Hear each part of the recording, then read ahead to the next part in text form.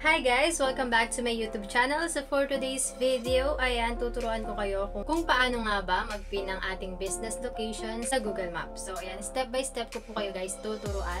Kaya make sure na tapusin nyo yung video na to para malaman din ang iba pang tips sa paglagay ng ating business pin sa Google Maps. So kung ready ka na, let's watch this. So first step guys, ayan, punta lang po tayo sa ating Google Maps. Ayan. Then, hold lang po natin for seconds po kung saan po yung place natin until mag-drop po yung red pin. Okay? So, pag nag-drop na po yung red pin, ayan, slide up lang po natin yan. Then, click lang po natin tong add your business to maps for free. Okay? Then, dito guys, i-enter lang po natin ang ating business name. Okay? So, click na po natin yan. Then, ang ating business category. Okay? So, kung ano po ang category ng inyong business, yan, lagay nyo lang po dyan. So, ang akin po ay restaurant. Then, click na po natin yung next. Then, do you want to add the location customer can visit like a store or office? So, click lang natin yung yes. Then, next. Then, dito guys, enter your business address. Ayan. So, dito, lagay po natin ang ating street address, including po ang number.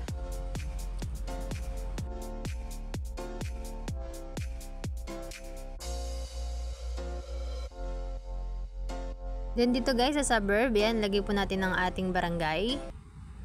Then sa city or ang ating bayan. Okay, then ang postal code, yan, pwede nyo i-research yan guys sa Google. And then, ang inyong province. Then, click na po natin yung next. Ayan. Then dito guys, ayan, click nyo lang po yung adjust. Okay, then pin nyo lang dyan guys, itutok nyo lang kung saan mismo yung inyong location. Okay, so pag okay na, ayan, i-click nyo na po yung done or yung next. Then dito, ayan, do you provide deliveries or home and office visit? So click nyo lang yung yes kung nag-offer kayo. And add the areas you serve. So optional lang yan, so kahit next nyo na. Then dito, enter lang po natin ang ating cellphone number kasi magsasend si Google ng pin code para sa atin. Then website guys, optional lang yan, so click nyo na din yung next. Select a way to get verified. So yan, pwedeng text message or call. So dun tayo sa my text message. So click natin yung next. Then dito guys, ayan, magsasend na si Google ng pin. Then enter lang po natin dyan. Then, click lang po ang verify. Then, you're now verified. Then, click lang po natin ang next. Then, dito guys, ayan, pwede nyo open lahat yan. So, kung anong day po kayo open or close, so, pwede nyo pong piliin din yan. So, since kami guys, ayan, Monday to Sunday, open po kami. Then, dito, required po ilagay yung time din po natin ng ating, ayan, hours. So, kami 24 hours. So, enter ko lang. Lahat yan is 24 hours. Okay? Then, after nyan, click na po natin yung next.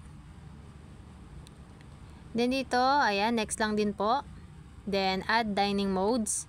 So, kami, dine-in and for takeout lang. Ayan. So, yung iba, kahit din nyo nalagyan. Then, click nyo na po yung next. Then, dito guys, lagay nyo lang dyan po ang inyong business description. Ayan, then dito na guys, ayan, pwede kayong mag-select ng pictures. Okay, so kung di kayo maglalagay, skip nyo lang. Then dito skip lang din. And then, ayan guys, continue. Ayan, so almost there. So yan, makikita nyo guys.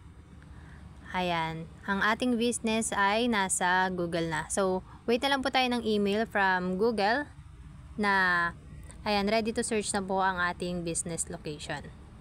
Okay? Ayan, so may na-receive nga akong email guys. Ayan, your business profile on Google is live for Gelai's Food Hub. Okay, so dito guys, pwede na po natin ma-search ang ating business address sa ating Google Map. So, ayan, so pwede nyo rin pong itry sa other device. Ayan, i-search nyo po yung address nyo kung nare-research na nga po ba at nakikita na po ito sa Google Map. So, minsan guys, ayan, mga nasa 1 hour pa bago lumabas yan sa other device eh. So, check nyo lang po. Okay? So yun lang guys, ganun lang kadali mag-set up ng ating business pin sa Google Map. So thank you for watching this video and I hope nakatulong po sa inyo, and please don't forget to like, share, subscribe to my channel para updated ka pa sa mga videos and tutorials na i-upload ko. Thank you! Bye-bye!